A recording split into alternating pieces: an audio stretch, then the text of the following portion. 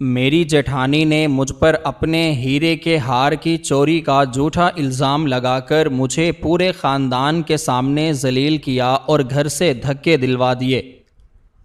میں نے اس ذلت کو اپنی طاقت بنایا اور بیرون ملک جا کر ایک کامیاب فیشن ڈیزائنر بن گئی۔ 10 سال بعد شہر کی سب سے بڑی جیولری شاپ کا مالک میرے پاس اپنی بیٹی کے عروسی جوڑے کا آرڈر لے کر آیا۔ اس نے مجھے ایک پرانا ہار دکھا کر کہا کہ ہو بہو یہ ڈیزائن کپڑوں پر بنانا ہے۔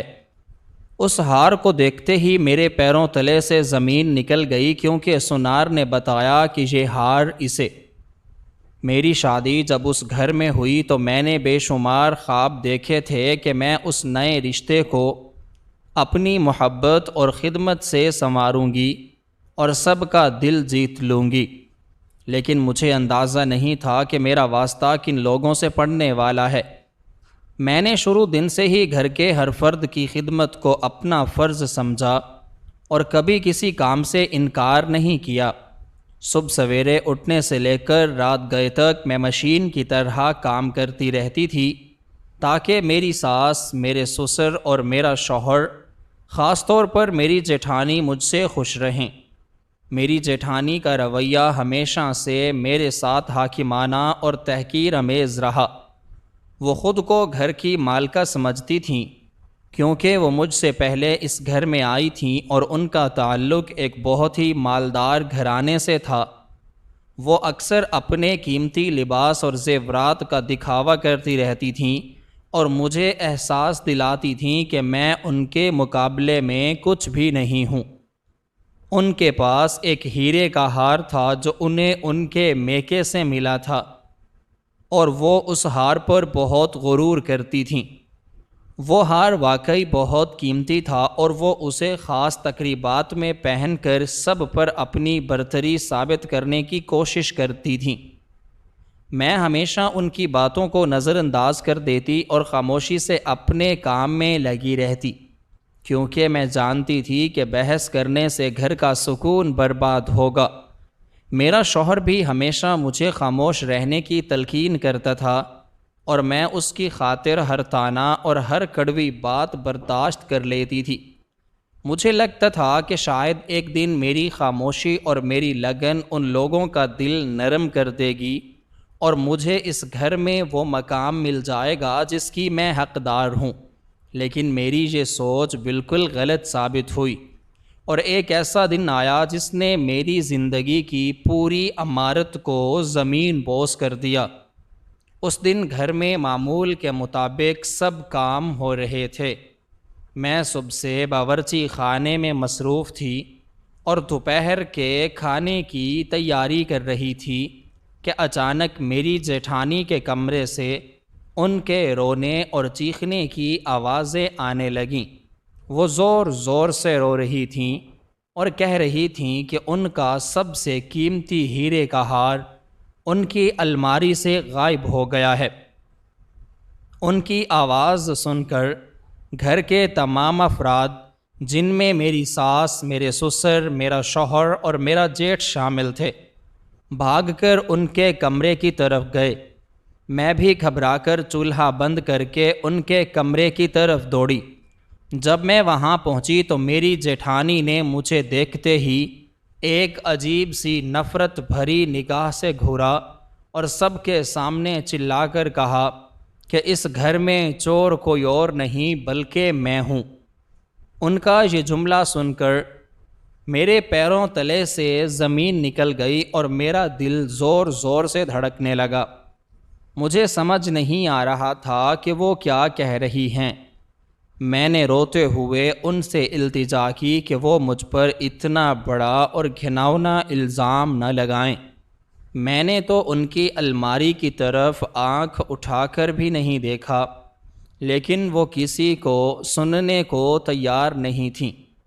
انہوں نے میری ساس اور سسر کو مخاطب کرتے ہوئے کہا کہ آج صبح صرف میں ہی ان کے کمرے میں صفائی کرنے کے لیے آئی تھی، اور اس کے علاوہ کوئی بھی ان کے کمرے میں داخل نہیں ہوا، اس لیے یہ ہار میں نے ہی چرایا ہے۔ میں نے گڑ گڑا کر اپنی ساس کی طرف دیکھا اور ان سے کہا کہ وہ مجھے جانتی ہیں۔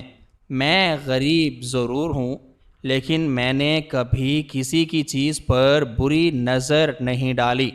میری پرورش میں میرے والدین نے مجھے ایمانداری سکھائی ہے، لیکن میری ساس نے میری طرف سے چہرہ پھیر لیا اور میری جیٹھانی کی ہاں میں ہاں ملاتے ہوئے کہا کہ غریب لوگوں کی نیت جلدی خراب ہو جاتی ہے اور انہیں بھی مجھ پر ہی شک ہے۔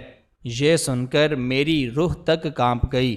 جس عورت کی میں نے اتنے سالوں تک ایک خادمہ کی طرح خدمت کی، آج وہ مجھ پر چوری کا الزام لگا رہی تھی۔ میں نے بے بسی سے اپنے شوہر کی طرف دیکھا۔ وہ میری آخری امید تھا۔ مجھے یقین تھا کہ وہ میرے حق میں بولے گا اور سب کو بتائے گا کہ اس کی بیوی چور نہیں ہو سکتی، لیکن وہ بھی سر جھکائے کھڑا رہا اور اس نے ایک لفظ بھی میری حمایت میں نہیں کہا۔ میری جیٹھانی نے مزید ہنگامہ کھڑا کر دیا اور میرے کمرے کی تلاشی لینے کا مطالبہ کیا۔ وہ سب لوگ مجھے کھینچتے ہوئے میرے کمرے میں لے گئے اور میری تمام چیزیں، میرا لباس، میرے پرانے بکسے، سب کچھ فرش پر پھینک دیا۔ میری ذلت اور رسوائی کی کوئی انتہا نہیں تھی۔ میرا کمرہ بکھرا پڑا تھا اور وہ لوگ میرے ایک ایک سامان کی تلاشی لے رہے تھے جیسے میں کوئی پیشہ ور مجرم ہوں۔ جب انہیں وہاں سے کچھ نہ ملا تو مجھے لگا کہ شاید اب وہ لوگ مجھ سے معافی مانگیں گے اور مجھے اس جھوٹے الزام سے بری کر دیں گے، لیکن میری جیٹھانی نے ایک نیا جال بچھایا اور کہا کہ میں بہت چالاک ہوں اور میں نے وہ ہار ضرور کسی اور جگہ چھپا دیا ہے یا اپنے کسی جاننے والے کو دے دیا ہے۔ انہوں نے رونا دھونا شروع کر دیا اور کہا کہ جب تک میں ان کا ہار واپس نہیں کرتی، وہ اس گھر میں پانی کا ایک گھونٹ بھی نہیں پیے گی۔ میری ساس اور سسر نے بھی ان کا ساتھ دیا اور مجھ پر دباؤ ڈالنا شروع کر دیا کہ میں اپنا جرم قبول کر لوں اور ان کا ہار واپس کر دوں، ورنہ میرا انجام بہت برا ہوگا۔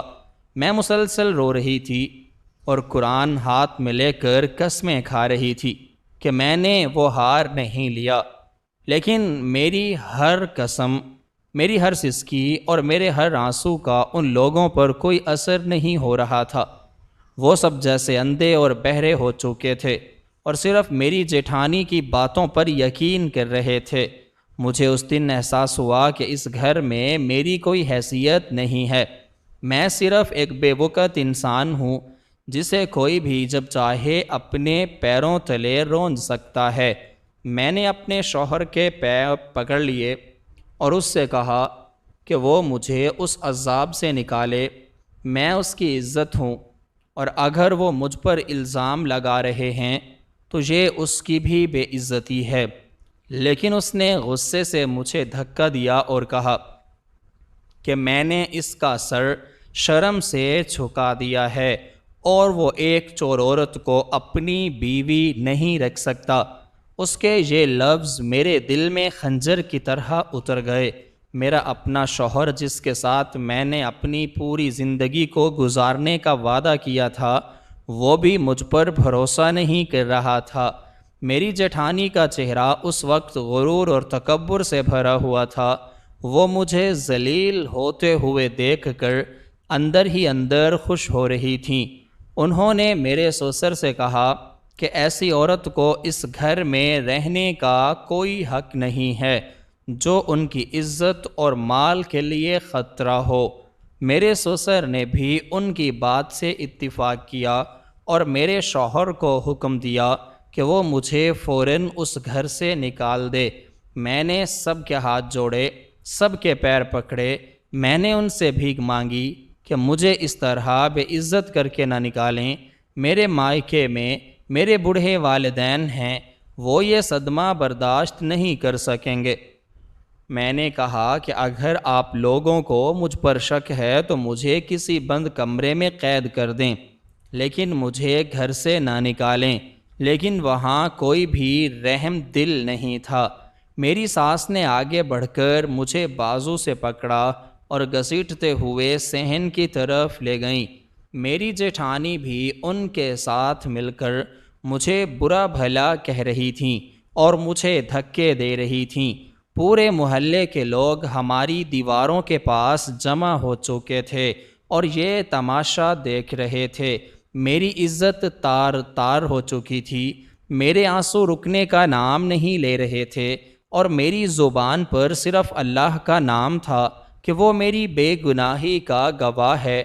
لیکن ان لوگوں نے میری ایک نہ سنی۔ انہوں نے گھر کا صدر دروازہ کھولا اور مجھے زوردار دھکے دے کر گھر سے باہر سڑک پر گرا دیا اور دروازہ میرے منہ پر بند کر دیا۔ میں مٹی میں لت پت سڑک پر پڑی رو رہی تھی اور سوچ رہی تھی کہ آخر میرا قصور کیا تھا۔ کیا غریب ہونا اور سچائی پر قائم رہنا اتنا بڑا جرم ہے کہ اس کی اتنی بھیانک سزا دی جائے؟ وہ دن میری زندگی کا تاریک ترین دن تھا جب میرے اپنوں نے مجھ پر جھوٹا الزام لگا کر مجھے رسوا کیا اور ہمیشہ کے لیے گھر سے دھکے دلوا دیے۔ سڑک کی خاک پر گرنے کے بعد جب میں نے اپنے زخموں اور اپنے آنسوؤں کو صاف کیا تو مجھے پہلی بار یہ احساس ہوا کہ دنیا کتنی ظالم ہو سکتی ہے۔ دروازہ میرے منہ پر بند ہو چکا تھا اور میرے پیچھے میرا وہ گھر تھا جسے میں نے اپنا سمجھ کر بے پناہ محبت دی تھی۔ میں کافی دیر تک اسی مٹی میں بیٹھی اپنے مقدر پر روتی رہی۔ میرے کانوں میں میری جیٹھانی کے کڑوے تانے، میری ساس کی نفرت بھری آوازیں اور میرے شوہر کے بے حسی سے بھرے لفظ گونج رہے تھے۔ لیکن پھر میرے اندر سے ایک مضبوط آواز آئی کہ اگر میں نے آج ہار مان لی اور خود کو یوں ہی سڑک پر رونے دیا تو یہ لوگ مجھے ہمیشہ کے لیے ایک مجرم اور چور ہی سمجھیں گے۔ میں نے اپنے آنسو صاف کیے، اپنے بکھرے ہوئے وجود کو سمیٹ کر کھڑی ہوئی اور اپنے والدین کی طرف قدم بڑھا دیے۔ راستے بھر محلے کے لوگ مجھے عجیب اور چبھتی ہوئی نظروں سے دیکھ رہے تھے۔ وہ طرح طرح کی باتیں بنا رہے تھے، لیکن مجھے کسی کی کوئی پرواہ نہیں تھی۔ میرا دل پتھر کا ہو چکا تھا اور میرے دماغ میں صرف ایک ہی بات چل رہی تھی کہ مجھے اپنے ماتھے پر لگا یہ چوری کا جھوٹا داغ دھونا ہے۔ جب میں اپنے گھر پہنچی تو میری خستہ اور بکھری ہوئی حالت دیکھ کر میرے بوڑھے ماں باپ کے پیروں تلے سے زمین نکل گئی۔ انہوں نے مجھے روتے ہوئے گلے لگایا اور مجھ سے میرے اس حال کی وجہ پوچھی۔ میں نے رو رو کر انہیں ساری کہانی سنائی کہ کس طرح مجھ پر ہیرے کے ہار کی چوری کا بے بنیاد الزام لگا کر مجھے گھر سے دھکے دیے گئے ہیں۔ میری روداد سن کر ان کے بھی آنسو بہہ نکلے۔ میرے بوڑھے والد نے میرے سر پر ہاتھ رکھا اور مجھے تسلی دی کہ بیٹیاں کبھی والدین پر بوجھ نہیں ہوتیں اور یہ گھر ہمیشہ میرا ہے۔ لیکن میں دل ہی دل میں جانتی تھی کہ میرے والد پہلے ہی بہت غریب ہیں، ان کی آمدنی بہت محدود ہے اور ان پر اپنے اخراجات کا بوجھ ڈالنا بہت بڑی زیادتی ہوگی۔ میں نے اسی رات جاگ کر یہ فیصلہ کیا کہ میں ان لوگوں کی دی ہوئی اس بے پناہ ذلت کو اپنی کمزوری نہیں بننے دوں گی، بلکہ اسے اپنی سب سے بڑی طاقت بناؤں گی۔ میں نے اپنے آنسوؤں کو ہمیشہ کے لیے پونچھ ڈالا اور اپنے دل میں ایک پختہ عہد کیا کہ میں ایک دن انہیں ثابت کر کے دکھاؤں گا کہ یہ میں کیا ہوں اور میرا مقام کیا ہے۔ اگلے ہی دن میں نے فیصلہ کیا کہ میں محلے کی عورتوں کے کپڑے سینے کا کام شروع کروں گی۔ شروع میں مجھے بہت زیادہ مشکل پیش آئی کیونکہ میرے پاس کوئی اچھی سلائی مشین نہیں تھی۔ میرے پاس جو پرانی مشین تھی وہ بار بار خراب ہو جاتی تھی، لیکن میں نے ہمت نہیں ہاری۔ میں دن رات مسلسل محنت کرتی اور اپنے ہاتھوں سے محلے والوں کے لباس تیار کرتی۔ میری سلائی میں اتنی نفاست اور صفائی تھی کہ رفتہ رفتہ پورے علاقے کی عورتیں میرے پاس اپنے کپڑے لے کر آنے لگیں۔ میں نے اپنی راتوں کی نیندیں حرام کر دیں اور سارا دن مشین پر جھکی رہتی۔ میری انگلیاں سوئیوں کی چبھن سے زخمی ہو جاتیں اور میری کمر میں شدید درد رہنے لگا۔ لیکن جب بھی مجھے تھکن محسوس ہوتی یا میرا دل گھبراتا تو مجھے وہ دن یاد آ جاتا جب مجھے چوری کے جھوٹے الزام میں سب کے سامنے ذلیل کر کے گھر سے نکالا گیا تھا۔ یہ تلخ یاد سوچتے ہی میرے اندر ایک نئی آگ بھڑک اٹھتی اور میں پھر سے پوری طاقت کے ساتھ کام میں لگ جاتی۔ کچھ ہی عرصے میں نے اتنی رقم جمع کر لی کہ میں ایک بڑی اور نئی سلائی مشین کے ساتھ ساتھ کپڑے کا مزید سامان خرید سکوں۔ میرا کام بہت تیزی سے پھیلنے لگا اور میرے پاس اتنے زیادہ آرڈر آنے لگے کہ مجھے دن رات کام کرنا پڑتا۔ میں نے اپنی تمام تر توجہ صرف اور صرف اپنے کام پر مرکوز کر دی اور کسی بھی فضول بات یا محلے والوں کی باتوں پر دھیان نہیں دیا۔ میری یہ انتھک محنت رنگ لانے لگی اور میرے پاس اتنی رقم جمع ہو گئی کہ میں اپنے والدین کی تمام ضروریات پوری کرنے کے ساتھ ساتھ اپنے مستقبل کے بارے میں بھی سوچنے لگی۔ میں نے اپنے گھر کی حالت بھی بہتر کر لی اور اپنے والد کا علاج بھی کروایا۔ اسی دوران میرے ایک دور کے رشتہ دار جو بیرون ملک مقیم تھے چھٹیوں میں پاکستان آئے۔ انہوں نے میرا کام اور میرا ہنر دیکھا اور وہ میرے بنائے ہوئے کپڑوں کی نفاست دیکھ کر حیران رہ گئے۔ انہوں نے مجھے مشورہ دیا کہ اگر میں اپنے اس کام کو بیرونی ملک جا کر کروں تو میں بہت زیادہ نام اور پیسہ کما سکتی ہوں۔ انہوں نے مجھے وہاں کے ایک بہت بڑے لباس تیار کرنے والے کارخانے میں کام دلوانے کی پیشکش کی۔ یہ میرے لیے ایک بہت بڑا اور سنہرا موقع تھا، لیکن اپنے بوڑھے والدین کو چھوڑ کر کسی بالکل انجان اور نئے ملک جانا میرے لیے ایک بہت کٹھن اور مشکل فیصلہ تھا۔ مجھے ڈر لگ رہا تھا کہ میں اکیلی عورت پردیس میں کیسے رہوں گی، تاہم میرے والدین نے مجھے بہت حوصلہ دیا اور کہا کہ مجھے اپنی زندگی بنانے اور اپنا نام کمانے کے لیے یہ قدم ضرور اٹھانا چاہیے۔ میں نے ان کی دعاؤں اور ان کی رضامندی کے ساتھ اپنے بیرون ملک جانے کے کاغذات تیار کروانا شروع کر دیے۔ یہ عمل بھی بہت لمبا اور تھکا دینے والا تھا، لیکن میں نے ہمت نہیں ہاری اور آخر کار ایک دن اپنے وطن کی مٹی اور اپنے والد کو الوداع کہہ کر پردیس کے لیے روانہ ہو گئی۔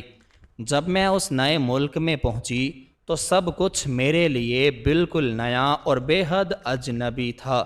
وہاں کی زبان، وہاں کا رہن سہن، وہاں کا موسم اور وہاں کے لوگ سب مجھ سے بہت مختلف تھے۔ مجھے شروع کے کئی مہینوں تک بہت زیادہ تنہائی اور شدید خوف محسوس ہوتا تھا۔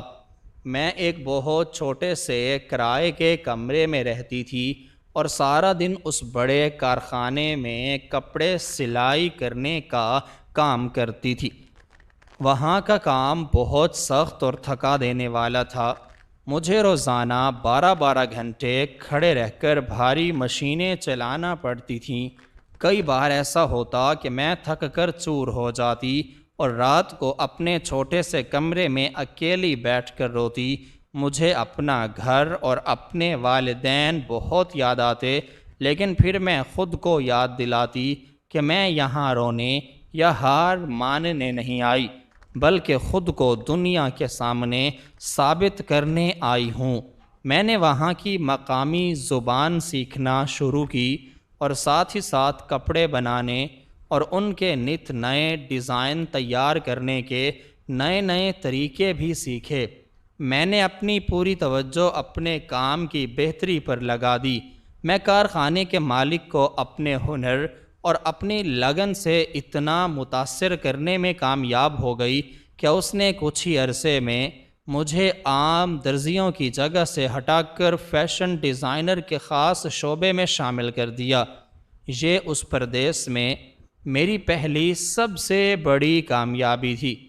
میں نے وہاں دن رات ایک کر کے نئے اور منفرد لباس کے ایسے ڈیزائن تیار کیے جو وہاں کے لوگوں کو بہت پسند آئے۔ میری بنائی ہوئی چیزیں اور میرے تیار کردہ لباس بازار میں ہاتھوں ہاتھ بکنے لگے اور کارخانے کا منافع میرے کام کی وجہ سے کئی گنا بڑھ گیا۔ کارخانے کا مالک میرے اس کام سے بے حد خوش ہوا اور اس نے میری تنخواہ میں بہت اضافہ کر دیا اور مجھے ایک اعلیٰ عہدہ دے کر اپنی خاص فیشن ڈیزائنر بنا لیا۔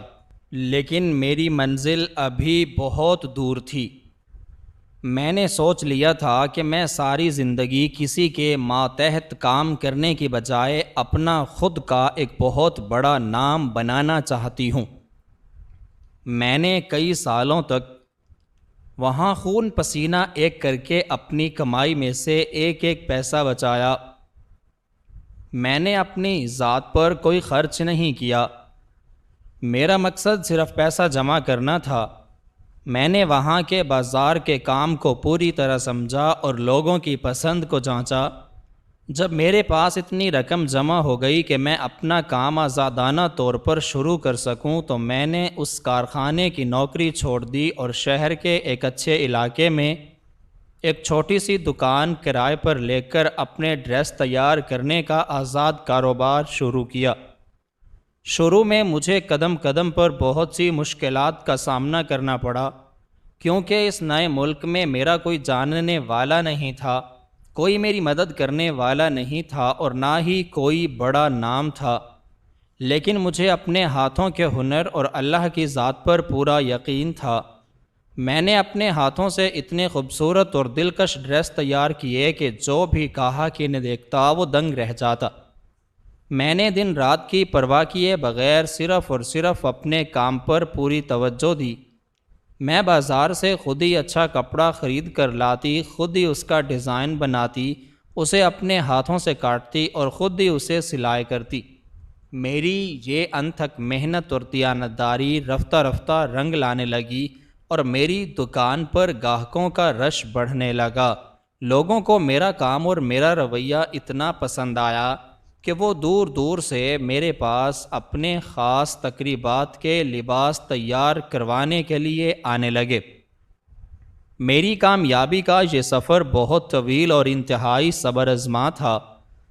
میں نے اپنی تمام تر توانائیاں اور اپنا سارا وقت صرف اسی کام میں لگا دیا تھا۔ میں نے مسلسل کئی سالوں تک دن کا چین اور رات کی نیند قربان کر دی تھی۔ میرے راستے میں بہت سی رکاوٹیں آئیں، کئی بار مجھے کاروباری نقصان بھی ہوا، کئی بار لوگوں نے مجھے دھوکہ دینے کی کوشش کی، لیکن میں نے کبھی ہمت نہیں ہاری اور نہ ہی کبھی ہار مانی۔ جب بھی کوئی مشکل میرے راستے میں آتی تو میں اسے ایک نیا سبق سمجھ کر سیکھتی اور مزید مضبوط ہو کر آگے بڑھ جاتی۔ میری سچی لگن اور میری ایمانداری نے مجھے اس غیر ملک میں ایک بہت بڑی اور مضبوط پہچان دی۔ میں نے اپنی اس چھوٹی سی دکان کو اپنی مسلسل محنت سے بڑھا کر ایک بہت بڑی بوتیک میں تبدیل کر دیا، جہاں دیکھتے ہی دیکھتے درجنوں اور پھر سینکڑوں لوگ میرے ماتحت کام کرنے لگے۔ اب میں صرف کپڑے سلائی نہیں کرتی تھی، بلکہ میں ان کے نت نئے اور جدید نمونے تیار کرتی اور انہیں ایک خاص اور منفرد انداز میں لوگوں کے سامنے پیش کرتی۔ میری شہرت اتنی پھیل گئی کہ وہاں کے بڑے بڑے لوگ اور امیر گھرانے میرے پاس اپنے قیمتی لباس بنوانے آنے لگے۔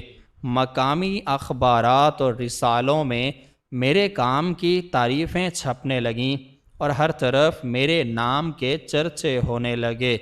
میری زندگی نے ایک ایسا خوبصورت اور حیران کن موڑ لیا جس کا میں نے کبھی اپنے خوابوں میں بھی تصور نہیں کیا تھا۔ وہ بے بس اور لاچار عورت جسے ایک دن بے عزت کر کے اور چوری کا جھوٹا الزام لگا کر گھر سے نکال دیا گیا تھا، آج وہ اس غیر ملک میں عزت اور وقار کے ساتھ اپنا ایک بہت بڑا نام بنا چکی تھی۔ میرا نام ایک پہچان بن گیا۔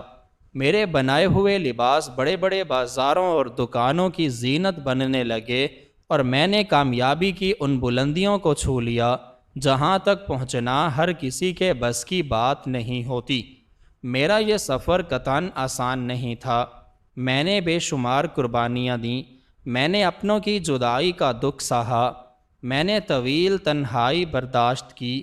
میں نے بھوک اور تھکاوٹ سہی، لیکن میں نے اپنے مقصد سے ایک قدم بھی پیچھے ہٹنے کا نہیں سوچا۔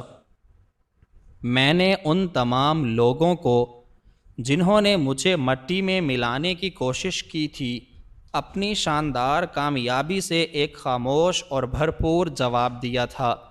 میں نے ثابت کر دیا تھا کہ کوئی بھی انسان تب تک نہیں ہارتا جب تک وہ خود اپنے اندر سے ہار نہ مان لے۔ وقت گزرنے کے ساتھ ساتھ میری کامیابی کا سفر مزید بلندیوں کو چھونے لگا، اور میری دن رات کی محنت نے مجھے اس مقام پر لا کھڑا کیا جہاں پہنچنا کبھی میرے لیے ایک ناممکن خواب ہوا کرتا تھا۔ 10 سال کا طویل عرصہ گزر چکا تھا، اور ان 10 سالوں میں نے ایک بار بھی پیچھے مڑ کر نہیں دیکھا تھا۔ میرا نام اب اس بڑے شہر میں ایک بہت بڑی اور مضبوط پہچان بن چکا تھا، اور میرے بنائے ہوئے ڈریسز کی مانگ میں دن بدن بے پناہ اضافہ ہو رہا تھا۔ شہر کے بڑے اور مالدار لوگ میرے پاس اپنے خاص تقریبات کے لباس تیار کروانے کے لیے آتے تھے، اور میری دکان ہر وقت گاہکوں کے رش سے بھری رہتی تھی۔ میری زندگی اب ایک پرسکون اور انتہائی کامیاب ڈگر پر چل رہی تھی، اور میں اپنے ماضی کی ان تلخ یادوں کو بہت پیچھے چھوڑ آئی تھی، لیکن مجھے بالکل بھی اندازہ نہیں تھا کہ میرا گزرا ہوا کل ایک بار پھر میرے سامنے آ کھڑا ہوگا۔ ایک دن میں اپنے دفتر میں بیٹھی اپنے معمول کے کام میں مصروف تھی کہ شہر کی سب سے بڑی اور مشہور جیولری شاپ کا مالک میرے پاس چل کر آیا۔ وہ ایک بہت ہی امیر اور نامور انسان تھا، اور اس کا نام پورے شہر میں انتہائی عزت اور احترام سے لیا جاتا تھا۔ وہ میرے پاس اپنی اکلوتی اور لاڈلی بیٹی کی شادی کے عروسی جوڑے کی تیاری کی بات چیت کرنے کے لیے آیا تھا۔ اس نے مجھے تفصیل سے بتایا کہ اس کی بیٹی کی شادی کچھ ہی مہینوں میں ہونے والی ہے، اور وہ دل سے چاہتا ہے کہ اس کا ڈریس پورے شہر میں سب سے منفرد اور خوبصورت ہو۔ اس نے میرے کام کی بہت زیادہ تعریف کی اور کہا کہ وہ اچھی طرح جانتا ہے کہ اس کی بیٹی کے لیے سب سے بہترین لباس صرف میں ہی تیار کر سکتی ہوں۔ میں نے اس کی بات سن کر خوشی کا اظہار کیا، اور اسے پوری طرح یقین دلایا کہ میں اس کی بیٹی کے لیے ایک ایسا لباس بناؤں گی جو سب کی توجہ کا مکمل مرکز بن جائے گا۔ ہم نے لباس کے رنگ اور اس پر ہونے والے خاص کام کے بارے میں کافی دیر تک بات چیت کی۔ میں نے اسے کئی نئے نمونے بھی دکھائے، لیکن وہ کسی خاص چیز کی تلاش میں تھا۔ اس نے مجھ سے کہا کہ اس کی بیٹی کی شدید خواہش ہے کہ اس کے لباس پر ایک خاص قسم کا کام کیا جائے جو ان کے خاندان کے ایک پرانے اور قیمتی ہار سے بالکل ملتا جلتا ہو۔ یہ کہتے ہوئے اس نے اپنے ساتھ لایا ہوا ایک چھوٹا سا خوبصورت مخملی ڈبہ کھولا، اور اس میں سے ایک ہار نکال کر میرے سامنے میز پر رکھ دیا۔ اس نے مجھ سے کہا کہ وہ چاہتا ہے کہ ہو بہو یہی نمونہ اور اسی طرح کا باریک کام اس کی بیٹی کے لباس پر کیا جائے، تاکہ وہ لباس اور یہ ہار ایک ساتھ مل کر ایک مکمل اور بے مثال جوڑا بن جائیں۔ جیسے ہی میری نظر اس ہار پر پڑی تو مجھے اچانک ایسا لگا جیسے میرے جسم کا سارا خون جم گیا ہو۔ میری آنکھیں حیرت سے پھٹی کی پھٹی رہ گئیں اور میرے پیروں تلے سے زمین نکل گئی۔ میرا سانس گلے میں اٹک گیا اور میرے ہاتھ بری طرح کانپنے لگے۔ میں اس ہار کو بہت اچھی طرح پہچانتی تھی۔ یہ وہی ہیرے کا ہار تھا جس کی چوری کا جھوٹا اور گھناؤنا الزام مجھ پر لگا کر مجھے 10 سال پہلے میرے سسرال سے ذلیل کر کے نکالا گیا تھا۔ یہ میری جیٹھانی کا وہی ہار تھا جس نے میری ہنستی کھیلتی زندگی مکمل طور پر تباہ کر دی تھی اور مجھے در در کی ٹھوکریں کھانے پر مجبور کر دیا تھا۔ میں نے کانپتے ہوئے ہاتھوں سے اس ہار کو چھوا اور زیورات بیچنے والے سے پوچھا کہ یہ قیمتی ہار اس کے پاس آخر کہاں سے آیا؟ تو اس نے بے ساختہ بتایا کہ یہ ہار اسے 10 سال پہلے کسی چور نے نہیں بیچا تھا بلکہ میری اپنی ساس نے خود اس کے پاس آ کر فروخت کیا تھا۔ سونار کی یہ بات سن کر میرے دماغ میں جیسے ایک زوردار دھماکہ ہوا اور میری سوچنے سمجھنے کی صلاحیت بالکل ختم ہو کر رہ گئی۔ میں نے حیرت اور صدمے سے اس سونار کی طرف دیکھا اور اس سے پوچھا کہ وہ کیا کہہ رہا ہے۔ کیا اسے پوری طرح یقین ہے کہ یہ وہی ہار ہے اور میری ساس نے ہی اسے بیچا تھا؟ سونار نے پوری سنجیدگی اور یقین کے ساتھ سر ہلانا اور اپنا پرانا کھاتا نکال کر میرے سامنے رکھ دیا جس میں آج سے 10 سال پہلے کی تاریخ درج تھی اور اس کے ساتھ میری ساس کا نام اور ان کے دستخط موجود تھے۔ سونار نے مجھے بتانا شروع کیا کہ آج سے 10 سال پہلے میرے سسرال والوں کا خاندانی کاروبار شدید ترین خسارے کا شکار ہو چکا تھا اور وہ لوگ مکمل طور پر دیوالیہ ہونے کے قریب پہنچ چکے تھے۔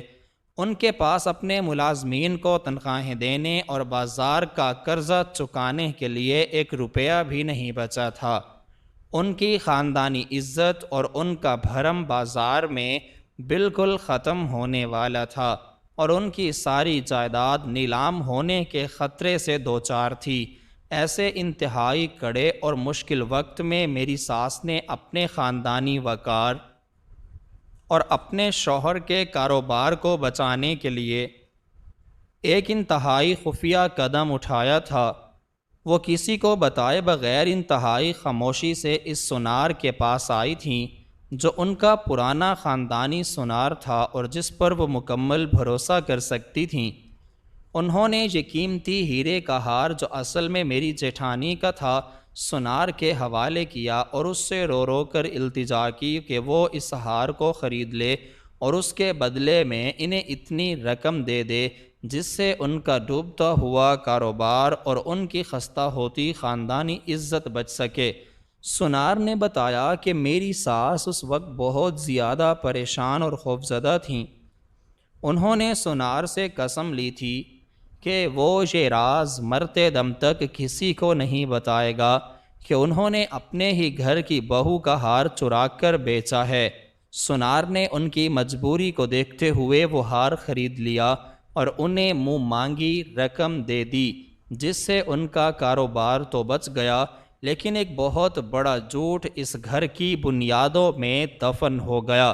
بعد میں جب میری جیٹھانی کو پتہ چلا کہ ان کا ہار غائب ہے اور انہوں نے پورے گھر میں ہنگامہ کھڑا کر کے مجھ پر چوری کا الزام لگایا تو میری ساس سب کچھ جانتے ہوئے بھی جان بوجھ کر خاموش رہیں۔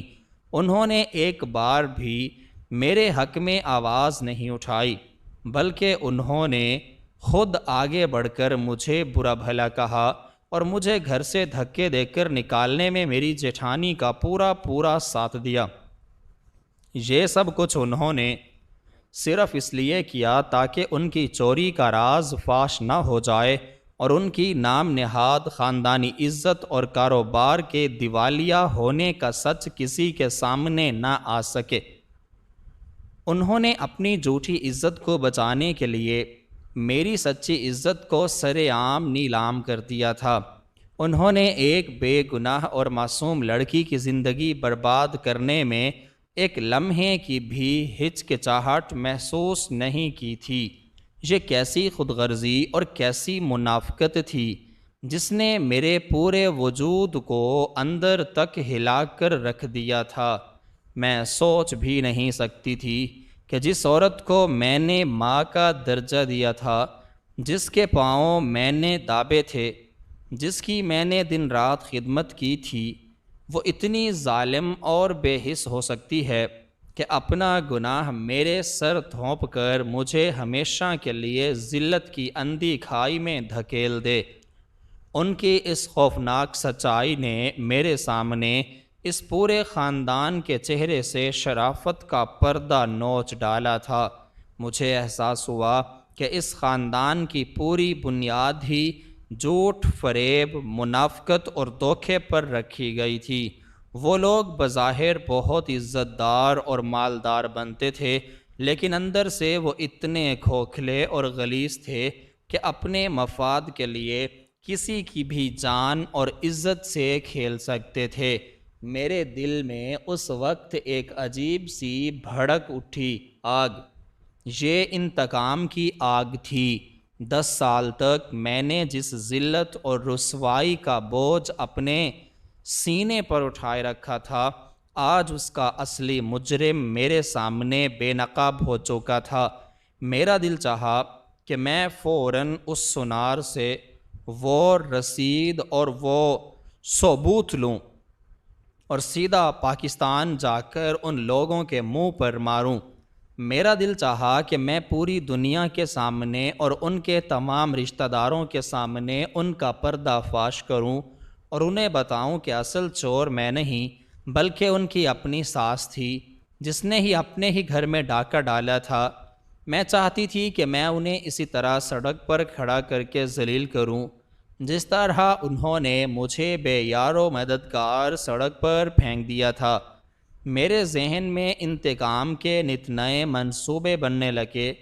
میں سوچ رہی تھی کہ میں اپنی دولت اور اپنے اثر و رسوخ کا استعمال کرتے ہوئے ان کے اس بچے کھچے کاروبار کو بھی خاک میں ملا دوں اور انہیں پائی پائی کا محتاج کر دوں۔ یہ غصہ اور یہ جنون کئی دنوں تک میرے دماغ پر سوار رہا، جب تک میں اس سونار کی بیٹی کے عروسی جوڑے پر کام کرتی رہی۔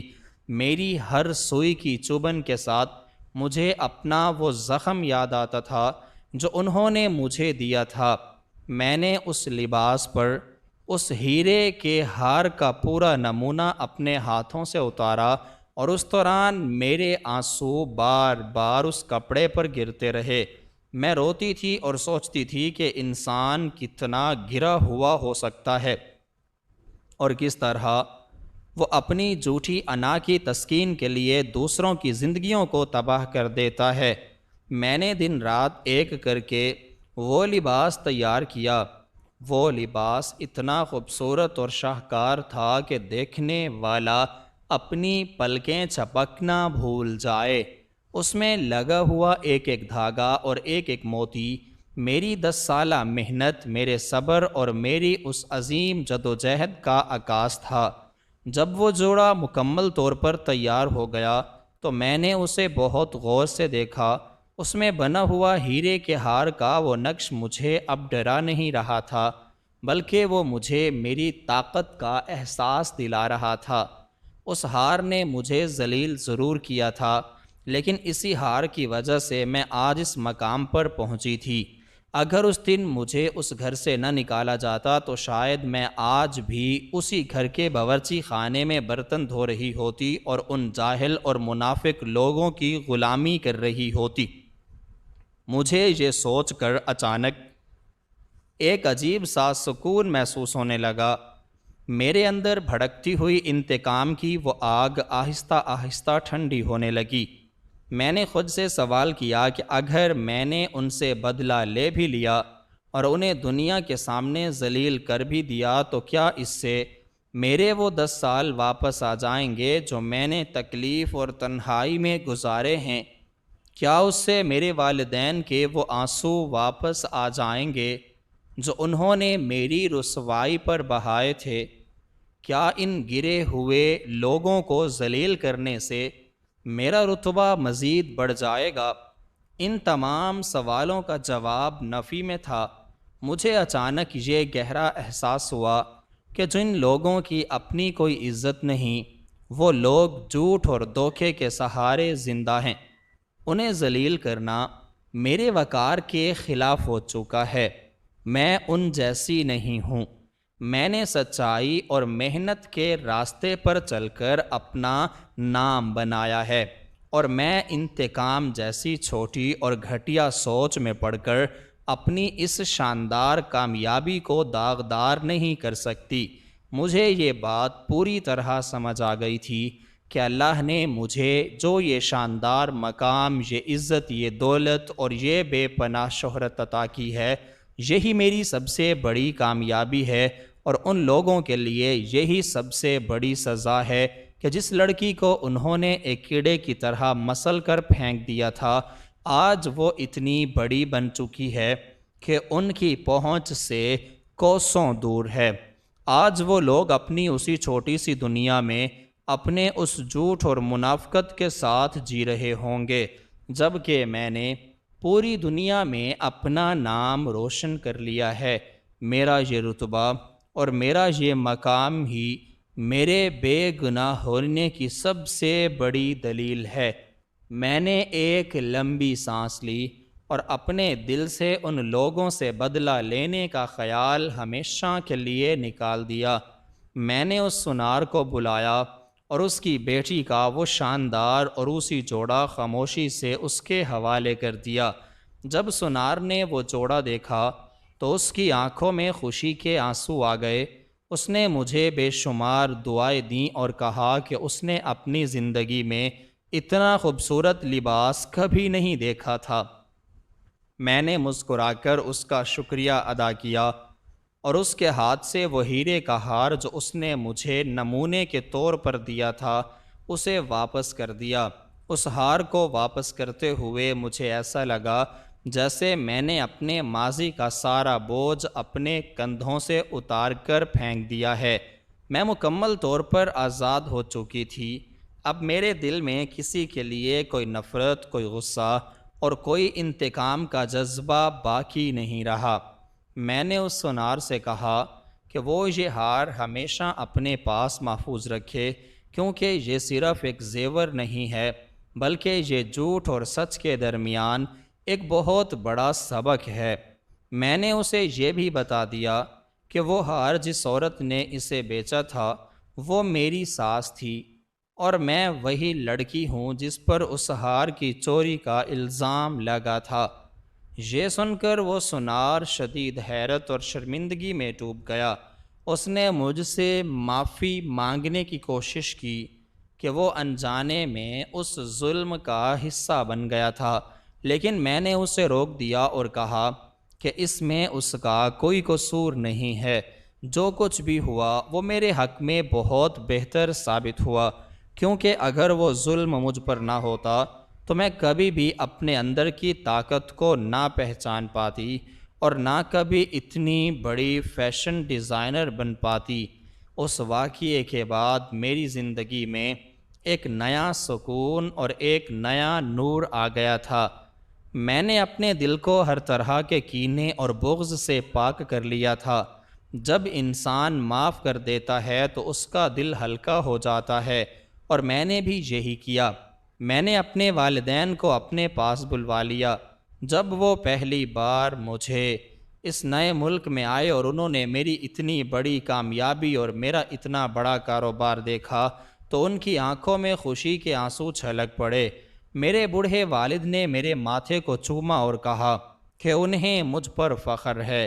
میری ماں نے مجھے دعائیں دیں کہ میں نے ان کا سر فخر سے بلند کر دیا ہے۔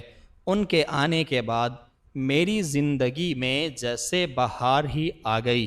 میں نے ان کے لیے ایک بہت بڑا اور خوبصورت گھر خریدا جس میں ہر طرح کی سہولت موجود تھی۔ اب انہیں کسی چیز کی کمی نہیں تھی۔ میں نے محسوس کیا کہ اصل خوشی دولت میں نہیں بلکہ اپنے پیاروں کے سکون اور ان کی مسکراہٹ میں ہے۔ جب میرے والدین میرے ساتھ رہنے لگے تو مجھے ایسا لگا جیسے دنیا کی ہر نعمت مجھے مل گئی ہے۔ ان کی دعاؤں کے سائے میں میرا کاروبار مزید ترقی کرنے لگا اور میری آمدنی میں بے تحاشا اضافہ ہو گیا، لیکن میں نے اپنی اس دولت کو صرف اپنے تک محدود نہیں رکھا۔ میں جانتی تھی کہ اس دنیا میں میری طرح اور بھی بہت سی عورتیں ہوں گی جنہیں جھوٹے الزامات کا نشانہ بنایا گیا ہوگا، جنہیں ان کے اپنوں نے دھتکار دیا ہوگا اور جن کے پاس سر چھپانے کا کوئی ٹھکانہ نہیں ہوگا۔ میں نے ان بے سہارا اور مظلوم عورتوں کے لیے ایک بہت بڑا ادارہ قائم کیا۔ اس ادارے میں انہیں نہ صرف رہنے کی جگہ دی گئی بلکہ انہیں کپڑے سینے، کڑھائی کرنے اور لباس کے نئے نمونے تیار کرنے کا مکمل ہنر بھی سکھایا جانے لگا۔ میں خود روزانہ وہاں جاتی اور ان عورتوں کے ساتھ اپنا قیمتی وقت گزارتی۔ میں ان کے دکھ درد سنتی، ان کے آنسو پونچھتی اور انہیں ہمت دلاتی کہ وہ اپنے پیروں پر کھڑی ہوں۔ میں انہیں اپنی کہانی سناتی کہ کس طرح میں نے سڑک کی خاک سے اٹھ کر یہ مقام حاصل کیا ہے۔ میری باتیں سن کر ان میں ایک نیا جذبہ اور نئی امید پیدا ہوتی۔ دیکھتے ہی دیکھتے وہ ادارہ ایک بہت بڑی تحریک بن گیا اور سینکڑوں عورتیں وہاں سے ہنر سیکھ کر اپنی باعزت زندگی گزارنے لگیں۔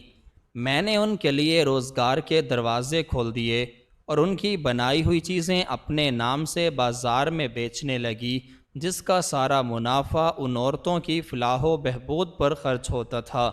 اس سارے عرصے میں مجھے اپنے پرانے سسرال والوں کی کوئی خبر نہیں تھی اور نہ ہی میں نے کبھی ان کے بارے میں جاننے کی کوشش کی تھی، کیونکہ وہ باب میں ہمیشہ کے لیے بند کر چکی تھی۔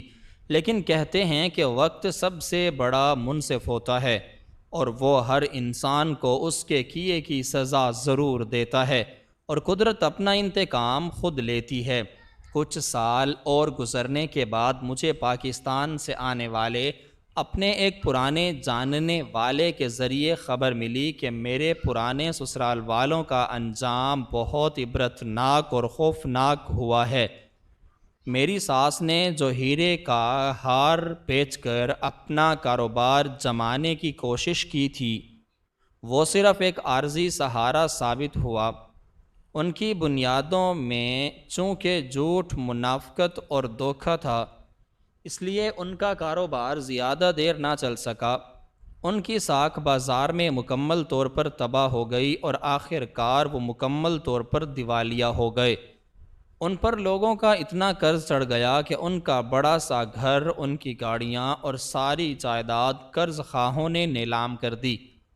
میری جیٹھانی، جس کا وہ ہیرے کا ہار تھا، جب اسے کسی طرح اس اصلیت کا علم ہوا کہ اس کی اپنی ساس نے ہی اس کا قیمتی ہار چرایا تھا اور بے گناہ بہو پر الزام لگایا تھا، تو اس نے گھر میں ایک قیامت برپا کر دی۔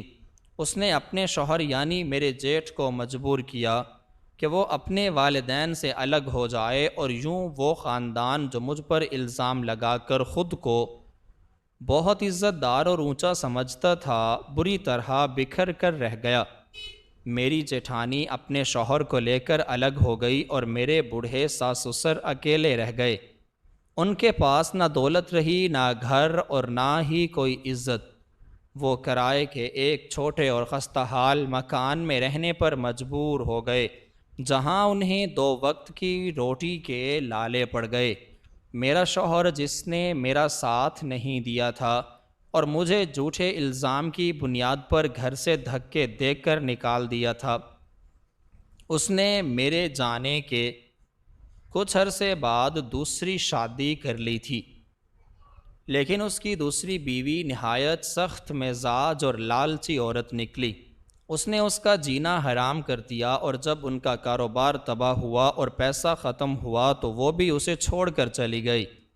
اب میرا وہ سابقہ شوہر مکمل طور پر تنہا اور در در کی ٹھوکریں کھا رہا تھا۔ وہ روزگار کے لیے مارا مارا پھرتا تھا، لیکن ان سے کوئی سیدھے منہ بات کرنے کو تیار نہیں تھا۔ ان کی یہ المناک حالت سن کر میرے دل میں کوئی خوشی یا غرور پیدا نہیں ہوا، بلکہ مجھے ان پر ترس آیا کہ انہوں نے اپنے ہی ہاتھوں اپنی دنیا اور آخرت دونوں برباد کر لی۔ انہوں نے اپنے بے گناہ پر تہمت لگا کر جو ظلم کیا تھا، اس کی سزا انہیں اسی دنیا میں مل گئی۔ میں نے اللہ کا بے حد شکر ادا کیا کہ اس نے مجھے ان ظالموں کی دلدل سے نکال لیا اور مجھے ایک ایسی شاندار زندگی دی جس پر میں جتنا فخر کروں کم ہے۔ میں نے ان لوگوں کے لیے بھی حیرت کی دعا کی اور اپنے فلاحی کاموں میں مزید مگن ہو گئی۔ میری شہرت اب صرف ایک لباس بنانے والی فیشن ڈیزائنر کی نہیں رہی تھی، بلکہ میں دنیا بھر میں ایک مضبوط عورت کے طور پر جانی جانے لگی تھی، جس نے ظلم کو سہا لیکن اسے اپنی کمزوری نہیں بننے دیا، بلکہ اسے اپنی طاقت بنا کر دوسروں کے لیے ایک سائبان بن گئی۔